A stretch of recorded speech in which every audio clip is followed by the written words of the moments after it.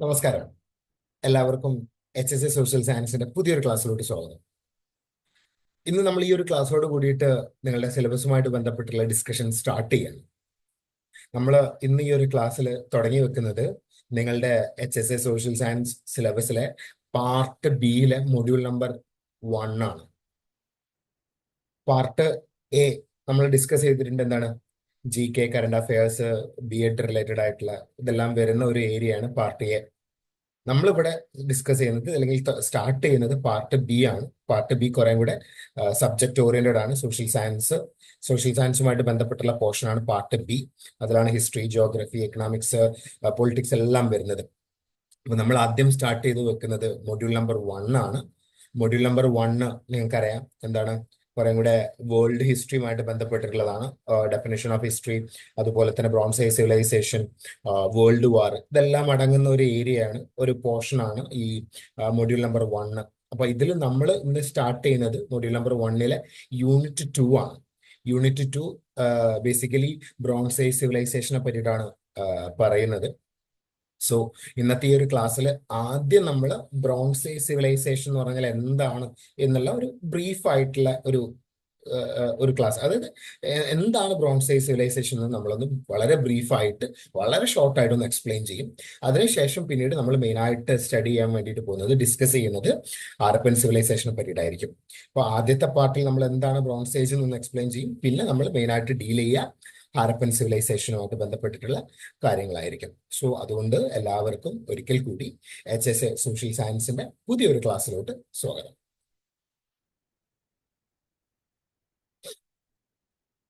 നിങ്ങൾ ഈ ഹിസ്റ്ററിയിൽ ഒരുപാട് യുഗങ്ങളെ പറ്റിയിട്ട് പഠിച്ചിട്ടുണ്ടായിരിക്കും, ഒരുപാട് പീരിയഡ്സിന് അല്ലെങ്കിൽ ഒരുപാട് ഏജുകളെ പറ്റിയിട്ട് പഠിച്ചിട്ടുണ്ടായിരിക്കും അല്ലെ? എന്തൊക്കെയാണ്? പാലിയോലിത്തിക് ഏജ് പഠിച്ചിട്ടുണ്ടായിരിക്കും, മെസോലിത്തിക് ഏജ് പഠിച്ചിട്ടുണ്ടായിരിക്കും, നിയോലിത്തിക് ഏജ് പഠിച്ചിട്ടുണ്ടായിരിക്കും അല്ലെ? അപ്പൊ അതേപോലത്തെ ഒരു ഏജ് ആണ് ഈ ബ്രോൺസ് ഏജ് എന്ന് പറയുന്നത് അല്ലെ? ഏറ്റവും റീസെന്റ് ആയിട്ട് വന്നിട്ടുള്ള ഒരു കാലഘട്ടത്തിന്റെ പേരാണ് ബ്രോൺസ് ഏജ്. അതായത് ഹിസ്റ്ററിയിലെ ഈ ഏജസ് ഇങ്ങനെയാണ്: ആദ്യം പാലിയോലിത്തിക് വരുന്നുണ്ട്, അതിനുശേഷം മെസോലിത്തിക് വരുന്നുണ്ട്, അതിനുശേഷം നിയോലിത്തിക് വരുന്നുണ്ട്. ഈ നിയോലിത്തിക്കിന്റെ ഒക്കെ സമയത്താണ് അഗ്രികൾച്ചറും കാര്യങ്ങളൊക്കെ സ്റ്റാർട്ട് ചെയ്യുന്നത്. ആളുകൾ എക്സ്റ്റെൻസീവ് ആയ രീതിയിൽ അഗ്രികൾച്ചർ ഒക്കെ സ്റ്റാർട്ട് ചെയ്തിട്ടുണ്ടായിരുന്നത് ഈ നിയോലിത്തിക് ഏജിന്റെ ടൈമിലാണ്. അതുപോലെ തന്നെ അതിനുശേഷം വന്നിട്ടുള്ള ഒരു പീരീഡ് ആണ് ബ്രോൺസ് ഏജ്. അതിനുശേഷം വന്നിട്ടുള്ള ഒരു പീരീഡ് ആണ് ഫിഫ്ത്ത് പീരീഡ് ആണ് അയേൺ ഏജ് അല്ലെ? അപ്പൊ നിങ്ങൾ പഠിച്ചിട്ടുണ്ടായിരിക്കും ഈ അയേൺ ഏജിലെ ഇരുമ്പ് യുഗത്തിലെ നമ്മളെ മോണ്യുമെന്റ്സ് കാര്യങ്ങൾ. ഇപ്പം ഈ തൊപ്പിക്കല്ല്, കുടക്കല്ല് പോലുള്ള സാധനങ്ങളൊക്കെ പറ്റിയിട്ട് നിങ്ങൾ പഠിച്ചിട്ടുണ്ടായിരിക്കും അല്ലെ? അപ്പം ഇത്തരത്തിലുള്ള ഒരു ഏജ് ആണ്, ഒരു കാലഘട്ടമാണ് ബ്രോൺസ് ഏജ്. അതായത് ഈ ഒരു കാലഘട്ടത്തിന് ബ്രോൺസ് ഏജ് എന്ന് പേര് വരാനുള്ള ഒരു കാരണം എന്താണെന്ന് വെച്ച് കഴിഞ്ഞാൽ, ഈ കാലഘട്ടത്തിൽ ജീവിച്ചിരുന്ന ആളുകൾ അധികവും ഉപയോഗിച്ചിരുന്ന മെറ്റൽ എന്ന് പറയുന്നത് ബ്രോൺസ് ആണ്.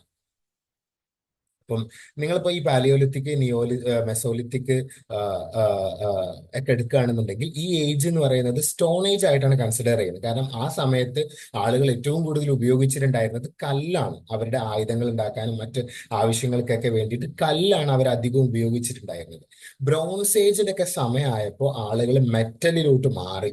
ആളുകൾ ബ്രോൺസ് എന്ന് പറയുന്ന മെറ്റൽ ഉപയോഗിക്കാൻ വേണ്ടിയിട്ട് തുടങ്ങി. ഈ ബ്രോൺസ് എന്ന് പറയുന്നത് രണ്ട് പദാർത്ഥങ്ങളിൽ കൂടി ചേർന്നിട്ടാണ് മെറ്റൽ ഉണ്ടാവുന്നത്. അതായത് കോപ്പർ, ചെമ്പും അതുപോലെ തന്നെ ടിന്ന് അല്ലെങ്കിൽ തകരം.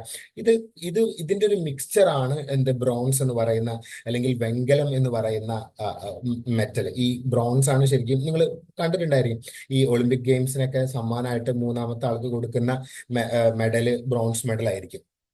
അപ്പം വെങ്കല യുഗമാണ് നമ്മൾ ഡിസ്കസ് ചെയ്യാൻ വേണ്ടിയിട്ട് പോകുന്നത്. അപ്പൊ ഈ വെങ്കലയുഗം എന്നുള്ള പേര് വരാൻ കാരണം എന്താണ്? ആളുകൾ ഏറ്റവും കൂടുതൽ ഉപയോഗിച്ചിട്ടുണ്ടായിരുന്ന മെറ്റല് വെങ്കലം കൊണ്ടുള്ള, അല്ലെങ്കിൽ ആളുകൾ ആ സമയത്ത് ഏറ്റവും കൂടുതൽ ഉപയോഗിച്ചിട്ടുണ്ടായിരുന്ന സാധനങ്ങളെല്ലാം എന്താണ്? ഈ പറയുന്ന മെറ്റൽ കൊണ്ട്, ഈ ബ്രോൺസ് എന്ന് പറയുന്ന മെറ്റൽ ഉപയോഗിച്ചു കൊണ്ടുള്ളതാണ്. അതുകൊണ്ടാണ് ഇതിനെ ബ്രോൺസ് ഏജ് സിവിലൈസേഷൻ എന്ന് വിളിക്കുന്നത്. ഇപ്പൊ നമ്മൾ അയൺ ഏജ് എടുക്കുകയാണെന്നുണ്ടെങ്കിൽ ആ സമയത്ത് ആളുകൾ അവരുടെ ആയുധങ്ങൾ ഉണ്ടാക്കാനും അതുപോലെ തന്നെ അവരുടെ പാത്രങ്ങൾ, സാധനങ്ങളൊക്കെ ഉണ്ടാക്കാൻ അവർ ഏറ്റവും കൂടുതൽ ഉപയോഗിച്ചിട്ടുണ്ടായിരുന്നത് അയൺ ആണ്. അതുകൊണ്ടാണ് അതിനെന്ത് വിളിക്കുന്നത്? അയൺ ഏജ് എന്ന് വിളിക്കുന്നത്. നമുക്ക് ഇവിടെ ചർച്ച ചെയ്യുന്നത് ബ്രോൺസ് ഏജ്. ഒരു ചെറിയൊരു ഐഡിയ കിട്ടാൻ വേണ്ടിയിട്ട് ഞാൻ എന്താണ് ബ്രോൺസ് ഏജ് എന്ന് എക്സ്പ്ലെയിൻ ചെയ്തിട്ടുള്ളതാണ്.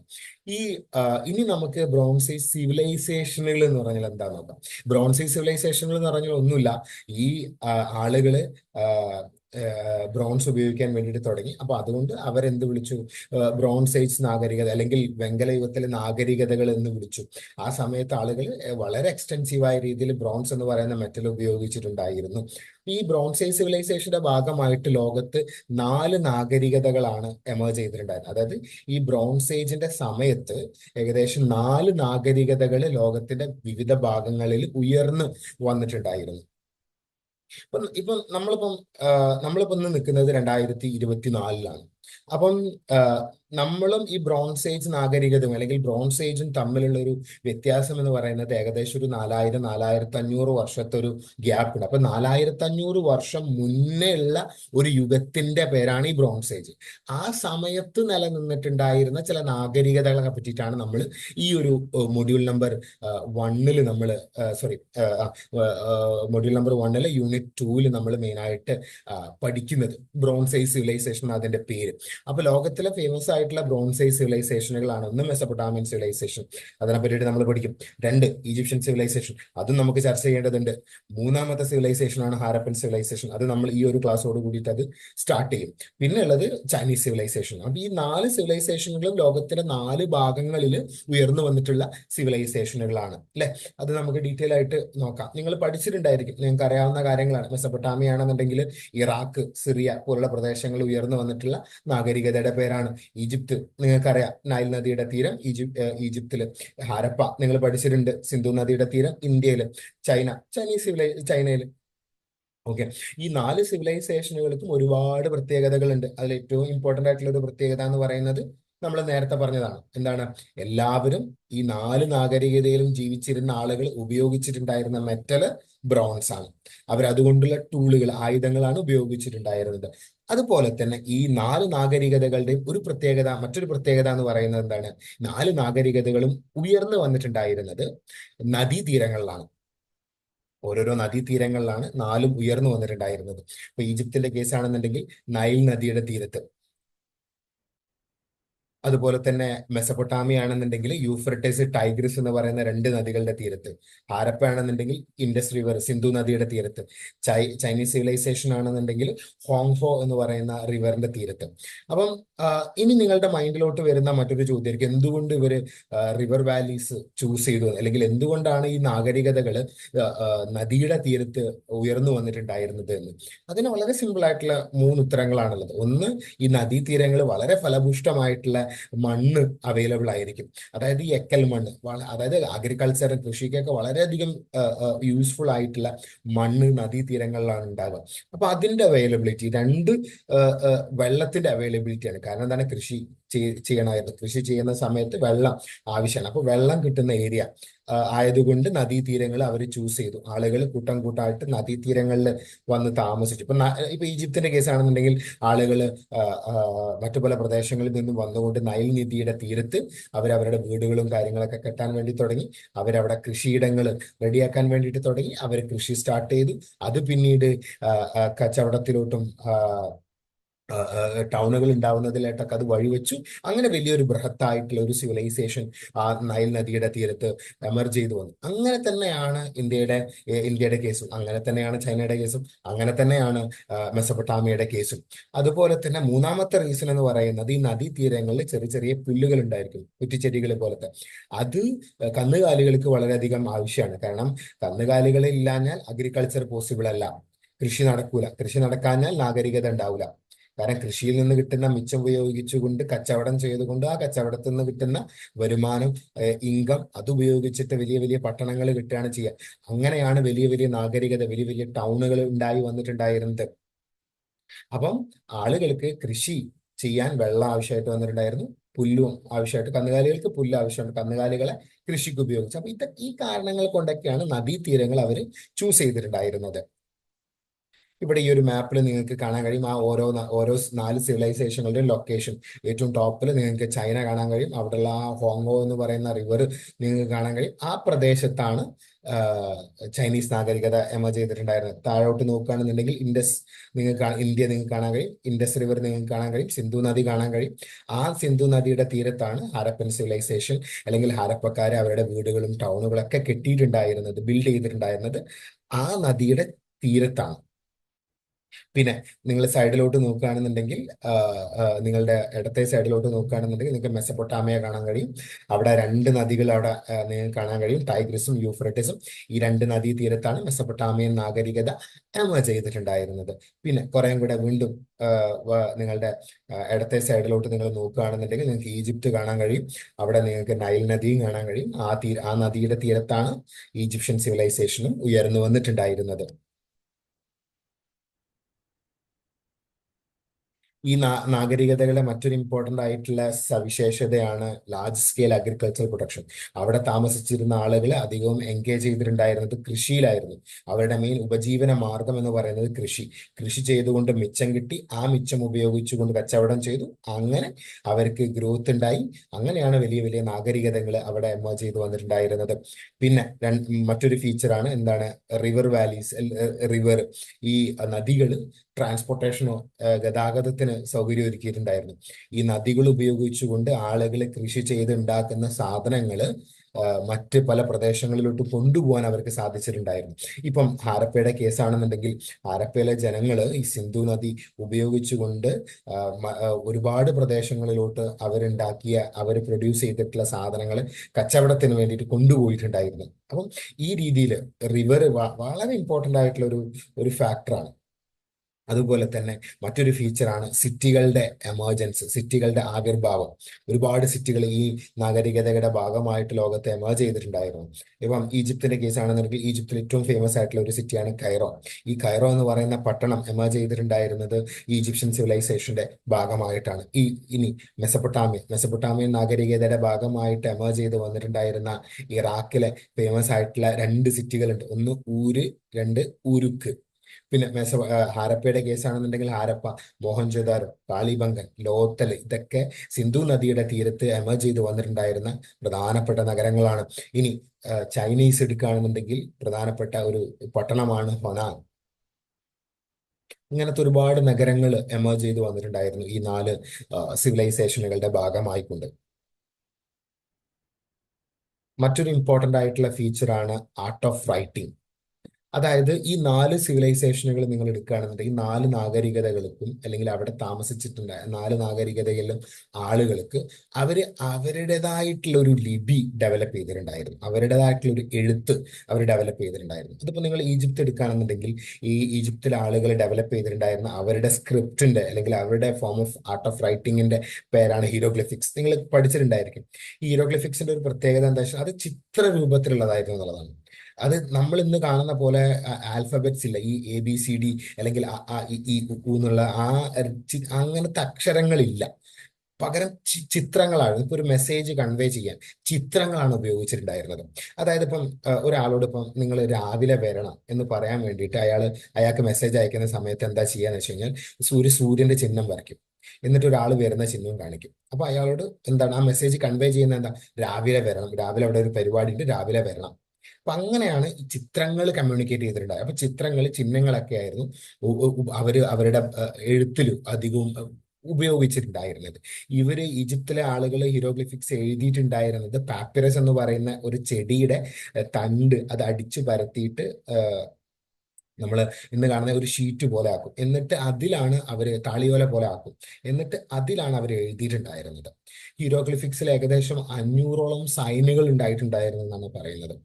ഈ ഹീറോഗ്ലിഫിക്സ് ഭാഷ ആദ്യമായിട്ട് വായിച്ചെടുത്തിട്ടുണ്ടായിരുന്നത് ഷംപോലിയൻ എന്ന് പറയുന്ന ഒരു ഫ്രഞ്ചുകാരനായിട്ടുള്ള ഒരു വ്യക്തിയാണ്. അദ്ദേഹം നെപ്പോളിയൻ ഈജിപ്ത് കീഴടക്കിയിട്ടുണ്ടായിരുന്നു 18-ാം നൂറ്റാണ്ടിൽ.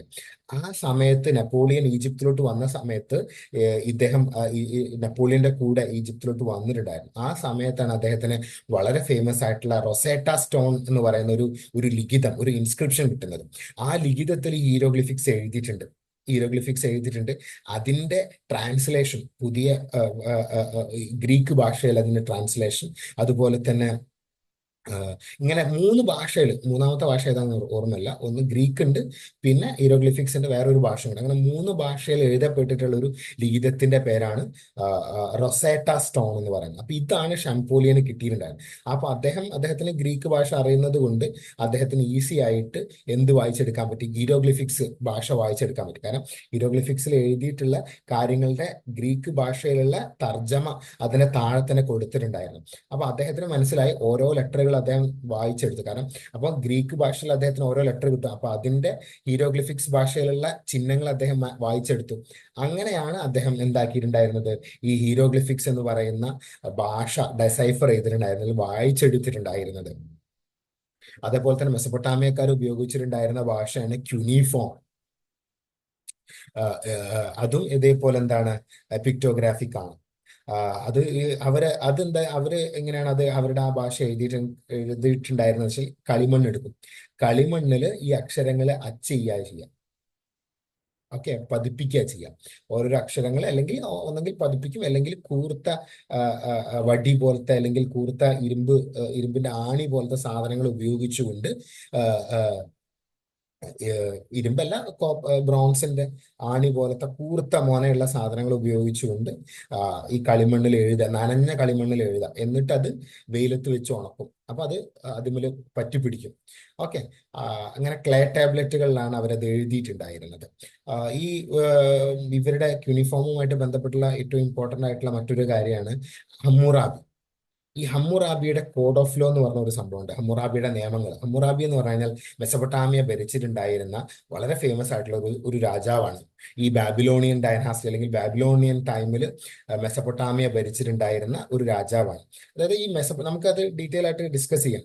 അതായത് ഓരോരോ ടൈം ഉണ്ട്. ഇപ്പം മെസപ്പൊട്ടാമിയയിൽ സുമേരിയൻ ഉണ്ട്, അക്കേഡിയൻ ടൈം ഉണ്ട്, അതിനുശേഷമാണ് അല്ലെങ്കിൽ Sumerian period, Akkadian period, Babylonian period. ഇങ്ങനെ 3 കാലഘട്ടമായിട്ട് മെസപ്പൊട്ടാമിയൻ സിവിലൈസേഷനെ തിരിച്ചിട്ടുണ്ട്. ആദ്യത്തേത് സുമേര്, പിന്നെ അക്കാഡ്, പിന്നെ ബാബിലോൺ. അപ്പൊ അതിൽ ഈ ബാബിലോണിന്റെ ടൈമിൽ വന്നിട്ടുണ്ടായിരുന്ന അല്ലെങ്കിൽ അവിടെ ഭരിച്ചിട്ടുണ്ടായിരുന്ന രാജാവിന്റെ പേരാണ് ഹമ്മുറാബി. അപ്പൊ ഇദ്ദേഹം ഇതേപോലെ ഒരു ലിഖിതം എഴുതിയിട്ടുണ്ട്. ആ ലിഖിതത്തിന്റെ പേരാണ് ഹമ്മുറാബി കോഡ് ഓഫ് ലോ. ഒരു കല്ലില് അദ്ദേഹം ഭരിക്കുന്ന സമയത്ത് അദ്ദേഹം നടപ്പിലാക്കാൻ പോകുന്ന നിയമങ്ങൾ വലിയൊരു കല്ലിൽ എഴുതി വെച്ചിട്ടുണ്ടായിരുന്നു. ആ അദ്ദേഹത്തിന്റെ ഈ ഹമ്മുറാബി കോഡ് ഓഫ് ലോയിലാണ് ഈ പല്ലിന് പല്ല്, കണ്ണിന് കണ്ണ് എന്ന് പറയുന്നത്. ആ നിയമം ഉള്ളത് അതിലാണ്. അപ്പൊ അതൊക്കെ അതേപോലെ ഇങ്ങനെ ഈ യൂണിഫോം ഭാഷ ഉപയോഗിച്ചുകൊണ്ട് എഴുതി വെച്ചിട്ടുള്ളതാണ് വലിയ കല്ലില്. അതുപോലെ തന്നെ ഹാരപ്പക്കാരുടെ സ്ക്രിപ്റ്റിനെ പറ്റി നിങ്ങൾ പഠിച്ചിട്ടുണ്ടായിരിക്കും. പിക്ടോഗ്രാഫിക് ആണ്. അത് ഈ അറബി എഴുതുന്ന പോലെയാണ്, വലത്തുനിന്ന് ഇടത്തോട്ടാണ് അത് എഴുതിയിട്ടുണ്ടായിരുന്നത്. നമ്മൾ ഇംഗ്ലീഷ് ചെയ്ത ഇടത്തുനിന്ന് വലത്തോട്ടല്ലേ, ഇത് അറബി എഴുതുന്ന പോലെ വലത്തുനിന്ന് ഇടത്തോട്ടാണ് എഴുതിയിട്ടുണ്ടായിരുന്നത്. അതുപോലെ തന്നെ ഈ ഹാരപ്പക്കാർ ഏകദേശം 400ഓളം സൈനുകൾ അവരുടെ സ്ക്രിപ്റ്റിന്റെ ഭാഗമായിട്ട് ഉപയോഗിച്ചിട്ടുണ്ടായിരുന്നു എന്നാണ് പറയുന്നത്.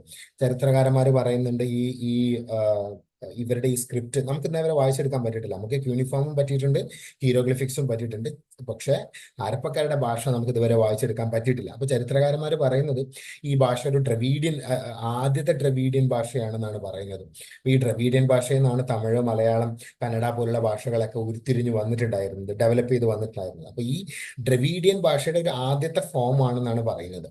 പിന്നെ ചില ആളുകൾ പറയുന്നുണ്ട് മെസപ്പൊട്ടാമിയക്കാരുടെ ഭാഷയായിട്ടുള്ള സുമേരിയൻ ഭാഷയുണ്ട്. ആ സുമേരിയൻ ഭാഷയുടെ ആദ്യത്തെ രൂപമാണ് ഈ ഹാരപ്പക്കാർ ഉപയോഗിച്ചിട്ടുള്ള സ്ക്രിപ്റ്റ്, ഹാരപ്പക്കാരുടെ എഴുത്ത് എന്ന് പറയുന്നത്.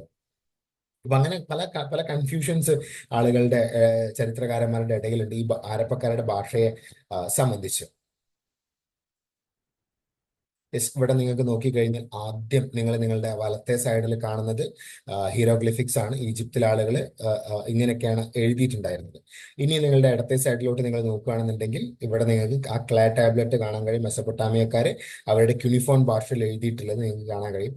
താഴെ നിങ്ങൾക്ക് കഴിഞ്ഞാൽ ഹാരപ്പക്കാരുടെ ഭാഷ നിങ്ങൾക്ക് കാണാൻ കഴിയും. ഹാരപ്പക്കാർ ഇങ്ങനെയാണ് എഴുതിയിട്ടുണ്ടായിരുന്നത്. ഇതെല്ലാം കാണിക്കുന്നത് ഈ പിക്ടോഗ്രാഫി ചിത്രരൂപത്തിലുള്ളതാണ് അല്ലെ, ചിത്രങ്ങളുടെ രൂപത്തിലല്ല ഇതെല്ലാം ഉള്ളത്. അതുപോലെ തന്നെ ഈ മറ്റൊരു ഇമ്പോർട്ടന്റ് ആയിട്ടുള്ള കാര്യം എന്താണെന്ന് വെച്ച് കഴിഞ്ഞാൽ, ഇവിടെ നിങ്ങൾ ഈ കാണുന്നത് ഉണ്ടല്ലോ ഹാരപ്പക്കാരുടെ ഈ ഭാഷ, ഇത് ശരിക്കും ഒരു സൈൻ ബോർഡാണ്. സൈൻ ബോർഡ്, അതായത് ഒരു സൂചനാ ബോർഡ് കിട്ടിയിട്ടുണ്ടായിരുന്നു ആർക്കിയോളജിസ്റ്റുകൾക്ക്. ധൊലാവിര എന്ന് പറയുന്ന ഹാരപ്പയുടെ സൈറ്റിൽ നിന്ന് ഒരു സൈൻ ബോർഡ്, ഒരു സൂചനാ ബോർഡ് കിട്ടിയിട്ടുണ്ടായിരുന്നു. അത് ഇങ്ങനെയാണ് എഴുതിയിട്ടുണ്ടായിരുന്നത്. ഇതെന്താണ് മീൻ ചെയ്യുന്നത് നമുക്ക് ഇന്നുവരേക്കും വായിച്ചെടുക്കാൻ പറ്റിയിട്ടില്ല. പക്ഷെ ധൊലാവിരയിൽ നിന്ന് കിട്ടിയിട്ടുള്ള സൈൻ ബോർഡിൽ എഴുതിയിട്ടുള്ള അക്ഷരങ്ങളാണിത്.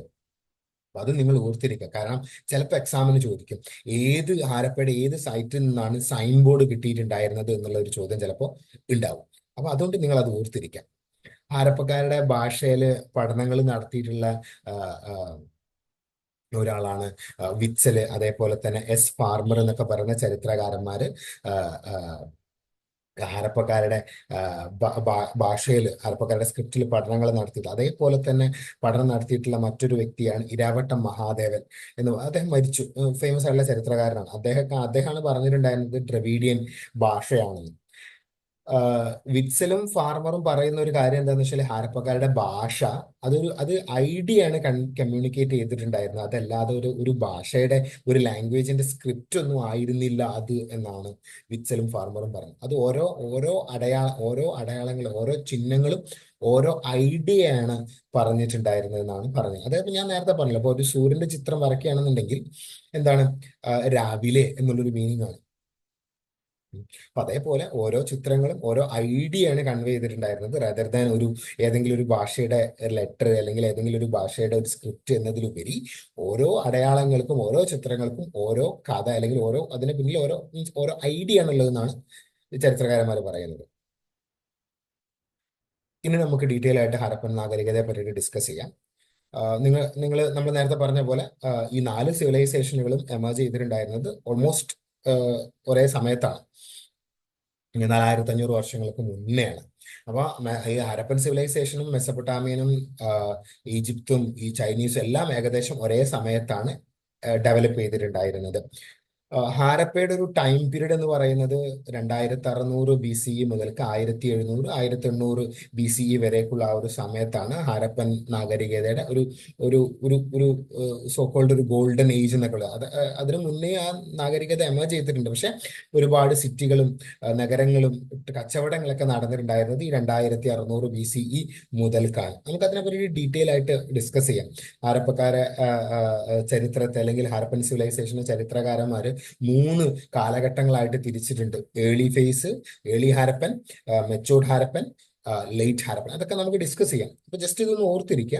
സിറ്റികളൊക്കെ അധികവും എമർജ് ചെയ്തിട്ടുണ്ടായിരുന്നത് 2600-കൾക്ക് ശേഷമാണ്. ഒരു 2300, 2200 ആവുന്ന സമയത്താണ്. ഇപ്പൊ മോഹൻജദാരോ ആയാലും ഹാരപ്പയായാലും ഇതേപോലത്തെ ഫേമസ് ആയിട്ടുള്ള സിറ്റികളെല്ലാം വരുന്നത് ഈ ഒരു സമയത്താണ്. അപ്പൊ ഈ ഹാരപ്പൻ നാഗരികതയുടെ ഒരു റഫ് ആയിട്ടുള്ള ഒരു ഒറിജിൻ എന്ന് പറയുന്നത് 2600 BCE ആണ്. അത് നിങ്ങൾക്ക് എല്ലാവർക്കും അറിയുന്ന പോലെ ഇന്ത്യയുടെ വടക്ക് പടിഞ്ഞാറൻ പ്രവിശ്യയിലാണ് അല്ലെങ്കിൽ പ്രദേശങ്ങളിലാണ് ഈ നാഗരികത എമേർജ് ചെയ്തിട്ടുണ്ടായിരുന്നത്. ഈ നാഗരികതയിലെ ആളുകൾക്ക് ഇറാനുമായിട്ടും ഒമാനുമായിട്ടൊക്കെ കച്ചവട ബന്ധം ഉണ്ടായിട്ടുണ്ടായിരുന്നു. അതുപോലെ തന്നെ മെസപ്പൊട്ടാമിയയിലെ ജനങ്ങളുമായിട്ടും കച്ചവട ബന്ധം ഉണ്ടായിരുന്നു. മെസപ്പൊട്ടാമിയയിൽ നിന്ന് ഒരുപാട് ചരിത്ര രേഖകൾ കിട്ടിയിട്ടുണ്ട്. ആ രേഖകളിൽ മെലൂഹ എന്ന് പറയുന്ന ഒരു സിറ്റിയെ പറ്റിയിട്ട് പറയുന്നുണ്ട്, ഒരു നഗരത്തെ പറ്റിയിട്ട് പറയുന്നുണ്ട്. ഈ മലൂഹയിൽ നിന്ന് ഒരുപാട് സാധനങ്ങൾ മെസപ്പൊട്ടാമിയയിലോട്ട് കൊണ്ടുവന്നിട്ടുണ്ടായിരുന്നു എന്ന് പറയുന്നുണ്ട്. അപ്പൊ ഈ മെലൂഹ ഈ ഹാരപ്പയാണെന്ന് ചരിത്രകാരന്മാര് പറയുന്നുണ്ട്. അപ്പൊ ഹാരപ്പയെന്ന് കൊണ്ടുവന്നിട്ടുണ്ടായിരുന്ന കല്ലുകളെ പറ്റിയിട്ട് പറയുന്നുണ്ട്, ഹാരപ്പയെന്ന് കൊണ്ടുവന്നിട്ടുണ്ടായിരുന്ന മയിലുകളെ പറ്റിയിട്ട് പറയുന്നുണ്ട്. അതേപോലെ തന്നെ ഒരുപാട് ഹാരപ്പയെന്ന് കൊണ്ടുവന്നിട്ടുണ്ടായിരുന്ന ദേവദാരത്തിന്റെ മരത്തെ പറ്റിയിട്ട് പറയുന്നുണ്ട്. അങ്ങനത്തെ ഒരുപാട് റെഫറൻസുകളുണ്ട്. അതുപോലെ തന്നെ ഹാരപ്പക്കാരുണ്ടാക്കിയിട്ടുള്ള കല്ലുകൾ, മാലകളൊക്കെ ഉണ്ടാക്കാൻ വേണ്ടിയിട്ട് ഉപയോഗിച്ചിട്ടുള്ള കല്ലുകൾ എന്തായിട്ടുണ്ട്, മെസപ്പൊട്ടാമിയയിലെ ജനങ്ങളുടെ ശവകുടീരങ്ങളിൽ നിന്നൊക്കെ കണ്ടെത്തിയിട്ടുണ്ട്. അപ്പൊ ഇതിന്റെയൊക്കെ ഭാഗമായിട്ട് ചരിത്രകാരന്മാർ പറയുന്ന ഒരു കാര്യം എന്താണ്, ഹാരപ്പക്കാർക്ക് മെസപ്പൊട്ടാമിയയുമായിട്ട് കച്ചവട ബന്ധം ഉണ്ടായിരുന്നു എന്നാണ് അവർ പറയുന്നത്. യെസ്, ഇവിടെ നിങ്ങൾക്ക് നോക്കിക്കഴിഞ്ഞാൽ ഈ മാപ്പിൽ നിങ്ങൾക്ക് നോക്കിക്കഴിഞ്ഞാൽ ഈ ഹാരപ്പയുടെ ഫേമസ് ആയിട്ടുള്ള സിറ്റികളും അതിന്റെ ലൊക്കേഷൻ ഒക്കെ നിങ്ങൾക്ക് കാണാൻ കഴിയും. ഈ ഒരു മാപ്പിൽ കാണുന്ന ഈ പ്രദേശമാണ് ഇന്ത്യയുടെ വടക്ക് പടിഞ്ഞാറ് പ്രദേശം. അപ്പൊ ഈ ഗുജറാത്ത്, രാജസ്ഥാന് അടങ്ങുന്ന ഈ ഒരു വടക്ക് പടിഞ്ഞാറൻ പ്രദേശത്താണ് നമ്മളുടെ ഹാരപ്പൻ നാഗരികത എമേർജ് ചെയ്ത് വന്നിട്ടുണ്ടായിരുന്നത്, അല്ലെങ്കിൽ സിന്ധു നദി സംസ്കാരം എമർജ് ചെയ്ത് വന്നിട്ടുണ്ടായിരുന്നത്. ഇവിടെ നിങ്ങൾക്ക് മാപ്പിൽ നോക്കുകയാണെന്നുണ്ടെങ്കിൽ നിങ്ങളുടെ ഇടത്തെ സൈഡിലോട്ട് നിങ്ങൾ നോക്കുകയാണെന്നുണ്ടെങ്കിൽ നിങ്ങൾക്ക് മോഹൻജദാരോ കാണാൻ കഴിയും. അതുപോലെ തന്നെ നിങ്ങൾ കുറച്ചും കൂടെ വലത്തെ സൈഡിലോട്ട് നോക്കുകയാണെന്നുണ്ടെങ്കിൽ കാളിബംഗന്, അതേപോലെ തന്നെ മറ്റ് ഫേമസ് ആയിട്ടുള്ള ഹാരപ്പയുടെ നഗരങ്ങളൊക്കെ നിങ്ങൾക്ക് എന്താക്കാൻ കഴിയും, ഇവിടെ നിങ്ങൾക്ക് കാണാൻ കഴിയും. അതുപോലെ തന്നെ കുറച്ചും കൂടെ നിങ്ങളുടെ വലത്തെ സൈഡിൽ കുറച്ചും കൂടെ മേലോട്ട് നിങ്ങൾ നോക്കുകയാണെന്നുണ്ടെങ്കിൽ നിങ്ങൾക്ക് ഹാരപ്പ എന്ന് പറയുന്ന സിറ്റി കാണാൻ കഴിയും. എന്തുകൊണ്ടാണ് ഈ സിന്ധു നദി സംസ്കാരത്തെ ഹാരപ്പ എന്ന് വിളിച്ചിട്ടുണ്ടായിരുന്നതെന്ന് അറിയാം?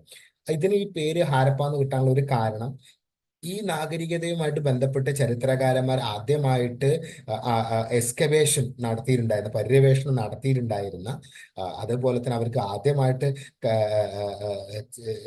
ഈ എവിഡൻസ്, തെളിവുകൾ കിട്ടിയിട്ടുണ്ടായിരുന്ന ഫസ്റ്റ് പ്രദേശം, ഫസ്റ്റ് സൈറ്റ് എന്ന് പറയുന്നത് ഹാരപ്പയാണ്. അതുകൊണ്ടാണ് ഇതിനെ ഹാരപ്പൻ സിവിലൈസേഷൻ എന്ന് വിളിക്കുന്നത്. അപ്പം ഈ ഹാരപ്പക്ക് ഹാരപ്പ എന്ന് പേര് വരാൻ കാരണം, ഹാരപ്പ എന്താണ്, ഹാരപ്പാണ് ടൈപ്പ് സൈറ്റ് എന്ന് പറയുന്നത്. ടൈപ്പ് സൈറ്റ് എന്ന് പറയുന്നത് എന്താ, ആദ്യമായിട്ട് ഡിസ്കവർ ചെയ്യുന്ന, ആദ്യമായിട്ട് കണ്ടെത്തുന്ന സൈറ്റിന്റെ പേരാണ്, നമ്മൾ ഇതിനെയാണ് നമ്മൾ ടൈപ്പ് സൈറ്റ് എന്ന് വിളിക്കാം. അപ്പൊ ആദ്യം കണ്ടെത്തി ചരിത്രകാരന്മാർക്ക് ആദ്യം ഈ നാഗരികതയുടെ തെളിവ് കിട്ടിയിട്ടുണ്ടായിരുന്നത് ഹാരപ്പയിൽ നിന്നാണ്. 1921 ഹാരപ്പയിൽ നിന്ന്. അപ്പൊ അതുകൊണ്ട് ഇതിനെ ഈ മൊത്തം നാഗരികത എന്ത് വിളിക്കുന്നു, ഹാരപ്പ എന്ന് വിളിക്കുകയാണ്.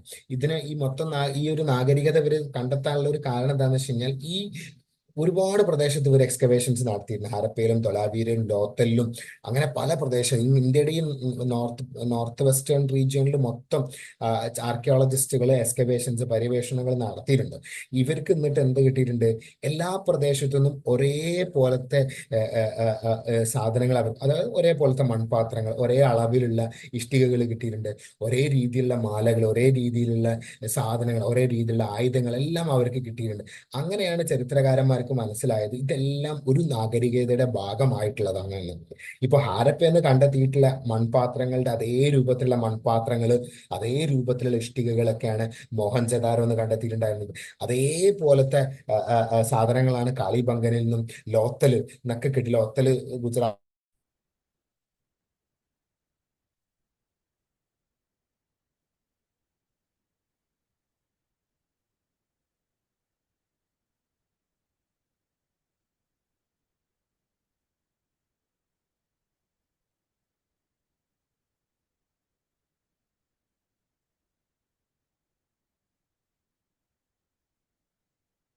സോ ഈ കാരണം കൊണ്ടാണ് ഈ ഇതെല്ലാം ഒരു സിവിലൈസേഷന്റെ ഭാഗമാണെന്ന് ചരിത്രകാരന്മാർക്ക് മനസ്സിലായിട്ടുണ്ടായിരുന്നത്. അങ്ങനെയാണ് ഇതിനെ ഇവിടുന്ന് ഈ എല്ലാത്തുനിന്നും കിട്ടിയ അല്ലെങ്കിൽ എല്ലാ സൈറ്റുകളെയും കൂടിയിട്ട് ഹാരപ്പൻ സിവിലൈസേഷൻ, സിന്ധു നദി സംസ്കാരം എന്ന് വിളിക്കുന്നത്.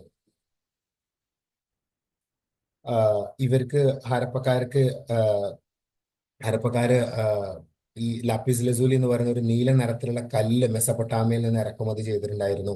അതുപോലെ തന്നെ കോപ്പർ അവർ ഇറക്കുമതി ചെയ്തിട്ടുണ്ടായിരുന്ന ഒമാനിൽ നിന്നാണ്. ഈ ഹരപ്പൻ നാഗരികതയുടെ മറ്റൊരു ഇമ്പോർട്ടന്റ് ആയിട്ടുള്ള പ്രത്യേകത എന്ന് പറയുന്നത് ടൗണുകളാണ്. ഇന്ത്യയിൽ ആദ്യമായി കൊണ്ട് ടൗണുകൾ ഉണ്ടാവുന്നത് ഹരപ്പൻ നാഗരികതയുടെ സമയത്താണ്. ഇന്ത്യയിലെ ഫസ്റ്റ് അർബനൈസേഷൻ എന്ന് പറയുന്നത് ഹാരപ്പൻ നാഗരികതയാണ്. ഫസ്റ്റ് അർബനൈസേഷൻ നടന്നിട്ടുണ്ടായിരുന്നത്, ഫസ്റ്റ് നഗരവൽക്കരണം നടന്നിട്ടുണ്ടായിരുന്നത് സിന്ധു നദിയുടെ തീരത്താണ്. രണ്ടാമത്തെ സെക്കൻഡ് അർബനൈസേഷൻ നടന്നിട്ടുണ്ടായിരുന്നത് ഗംഗാ നദിയുടെ തീരത്താണ്. അത് നിങ്ങൾ ഓർത്തിരിക്കുക, കാരണം ചിലപ്പോൾ ഒരു ചോദ്യം വരാൻ സാധ്യതയുണ്ട്. അതുപോലെ തന്നെ ഈ 4 നാഗരികതകളുടെ, ഇപ്പം മെസപ്പൊട്ടാമിയ, ഈജിപ്ത്, ചൈനീസ്, ഇതിൽ ഈ ഹരപ്പ, ഇതിൽ ഏറ്റവും വലിയ, ഏറ്റവും ബൃഹത്തായിട്ടുള്ള, ഏറ്റവും വിപുലമായിട്ടുള്ള നാഗരികത എന്ന് പറയുന്നത് ഹാരപ്പൻ നാഗരികതയാണ്. ഏറ്റവും വലിയതും ഹാരപ്പൻ നാഗരികത തന്നെയാണ്. അതിന് ഒരുപാട് വിസ്തൃതി ഉണ്ട്. ഒരുപാട് ഏരിയാസിലോട്ട് സ്പ്രെഡ് ആയിട്ടുള്ള ഒരു നാഗരികതയാണ് ഹാരപ്പൻ നാഗരികത. അതുകൊണ്ടാണ് അതിലെ ഏറ്റവും വലിയ നാഗരികത എന്ന് വിളിക്കുന്നത്. ഏകദേശം 6 ലക്ഷത്തോളം സ്ക്വയർ കിലോമീറ്റേഴ്സ് ആണ് ഇതിന്റെ മൊത്തം വിസ്തൃതി എന്ന് പറയുന്നത്, ഹാരപ്പൻ നാഗരികത. അതുപോലെ തന്നെ 1022ഓളം സൈറ്റുകൾ ഉണ്ട്. അതിൽ 406 പാകിസ്ഥാനിലും 616 ഇന്ത്യയിലുമാണ്. ഇത്രയും സൈറ്റുകൾ, ഈ 1000ഓളം വരുന്ന സൈറ്റുകളിൽ സോഫാർ ഇതുവരേക്കും വെറും 97 സൈറ്റുകൾ മാത്രമാണ് എക്സ്കവേറ്റ് ചെയ്തിട്ടുണ്ടായിരുന്നത്. ഇനി നമുക്ക് ഇതിന്റെ പ്രധാനപ്പെട്ട സിറ്റികൾ, സൈറ്റുകൾ ഏതൊക്കെയാണെന്ന് നോക്കാം. ഒന്ന് കോട്ടിജി. കോട്ടിജി എന്ന് പറയുന്നത് പാകിസ്ഥാനിലെ സിന്ധ് എന്ന് പറയുന്ന റീജിയനിലാണ് ഉള്ളത്. അതുപോലെ തന്നെ കാളിബംഗൻ, അത് ഇന്ത്യയിലെ രാജസ്ഥാനിലാണ്. ഈ കാളിബംഗൻ എന്നുള്ള വേർഡിന്റെ മീനിങ് ആണ് ബ്ലാക്ക് ബാങ്കിൾ. കാരണം അവിടെ നിന്ന് കറുത്ത വളകൾ കിട്ടിയിട്ടുണ്ടായിരുന്നു. അപ്പൊ അതുകൊണ്ടാണ് ബ്ലാക്ക് ബാംഗിൾ എന്ന് അതിനെ വിളിക്കുന്നത്. അതേപോലെ തന്നെ ഈ കാളിബംഗലിൽ നിന്ന് തന്നെയാണ് ഒരു അഗ്നിപീഠം കിട്ടിയിട്ടുണ്ടായിരുന്നു, ഫയർ ആൾട്ടാറും കിട്ടിയിട്ടുണ്ടായിരുന്നു. അപ്പൊ അത് ജസ്റ്റ് നിങ്ങൾ നോട്ട് ചെയ്ത് വെക്കുക. ചിലപ്പോൾ ചോദ്യം വരാം, ഫയർ ആൾട്ടാർ എവിടെ നിന്നാണ് കിട്ടിയിട്ടുണ്ടായിരുന്നത് എന്നുള്ള ചോദ്യം പ്രതീക്ഷിക്കാവുന്നതാണ്. മറ്റൊരു ഫേമസ് ആയിട്ടുള്ള ടൗൺ ആണ് റൂപ്പർ സിറ്റിയാണ്. പിന്നെ ഹാരപ്പ, അത് പാകിസ്ഥാനിലെ പഞ്ചാബിലാണ്. മോഹൻജദാരോയും പാകിസ്ഥാനിലെ പഞ്ചാബിലാണ്. ലോത്തല് ഇന്ത്യയിലെ ഗുജറാത്തിലാണ്. അപ്പൊ ഇത് ഈ ഒരു ഇതിന് നമുക്ക് എങ്ങനത്തെ ചോദ്യം എക്സ്പെക്ട് ചെയ്യാന്ന് വെച്ച് കഴിഞ്ഞാൽ, ഒന്ന് ഇപ്പം നിങ്ങൾ 2022 ചോദ്യപേപ്പർ നോക്കുകയാണെന്നുണ്ടെങ്കിൽ അതിലൊരു ചോദ്യമുണ്ട്, മോഹൻജദാരോ എന്ന് പറയുന്ന പട്ടണം എവിടെയാണ് എന്നുള്ളൊരു ചോദ്യമുണ്ട്. അപ്പം പാകിസ്ഥാനിലെ സിന്ധിലാണ്. അപ്പൊ ആ തരത്തിലുള്ള ചോദ്യങ്ങൾ പ്രതീക്ഷിക്കാം. അതേപോലെ തന്നെ ഹാരപ്പ എവിടെയാണ്, ഇന്ത്യയിലെ പാകിസ്ഥാനിലെ പഞ്ചാബിൽ എന്നുള്ള ഒരു ചോദ്യമുണ്ട്. അപ്പൊ നിങ്ങൾ കൺഫ്യൂസ് ആവരുത്, പാകിസ്ഥാനിലെ പഞ്ചാബിലാണ് ഹാരപ്പ. ഹാരപ്പയും മോഹൻജദാരോയും കോഡ്ജിയും ഒക്കെ പാകിസ്ഥാനിലാണ് ഉള്ളത്.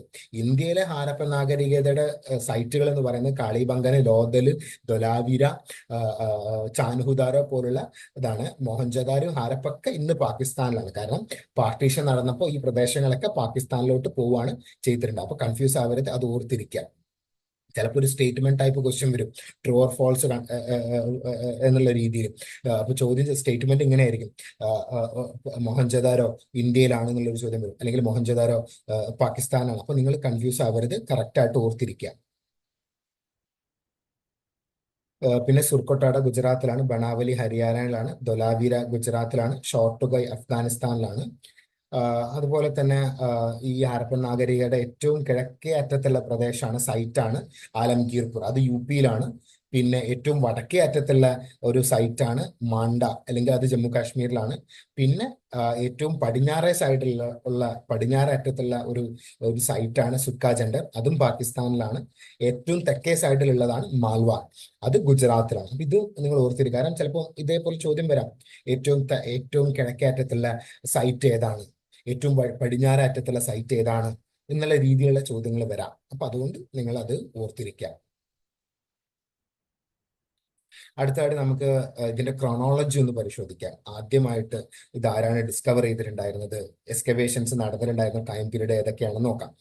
ആദ്യമായിട്ട് ഹാരപ്പേനെ നോട്ടീസ് ചെയ്തിട്ടുണ്ടായിരുന്നത് 1826 ചാൾസ് മേസൺ എന്ന് പറയുന്ന ഒരാളാണ്. അദ്ദേഹം ഒരു ട്രാവലറായിരുന്നു. അദ്ദേഹം ഇങ്ങനെ ട്രാവൽ ചെയ്യുന്ന സമയത്ത് ഈ മോഹൻജദാരോയിലോ ഹരപ്പയിൽ എത്തുന്ന സമയത്ത് ഒരു മൺകൂൺ അദ്ദേഹം കണ്ടിട്ടുണ്ടായിരുന്നു. എന്നിട്ട് അദ്ദേഹത്തിന്റെ narratives of various journeys in Balochistan, Afghanistan and Punjab എന്ന് പറയുന്ന ബുക്കിൽ അദ്ദേഹം എഴുതി, ഞാനിങ്ങനെ യാത്ര ചെയ്യുന്ന സമയത്ത് ഇന്ത്യയുടെ വടക്ക് പടിഞ്ഞാറേ സൈഡിൽ ഒരു വലിയൊരു മൺകൂനൊക്കെ കണ്ടിട്ടുണ്ടായിരുന്നു, ഒരു പ്ലാറ്റ്ഫോം കണ്ടിട്ടുണ്ടായിരുന്നു, ചില അവശിഷ്ടങ്ങൾ കണ്ടിട്ടുണ്ടായിരുന്നു, അദ്ദേഹം എഴുതി വെച്ചിട്ടുണ്ട്. പക്ഷെ അദ്ദേഹത്തിന് മനസ്സിലായിട്ടുണ്ടായിരുന്നില്ല ഇത് വലിയൊരു നാഗരികതയുടെ ഭാഗമായിട്ടുള്ളതാണെന്ന് അദ്ദേഹത്തിന് മനസ്സിലായിട്ടുണ്ടായിരുന്നില്ല.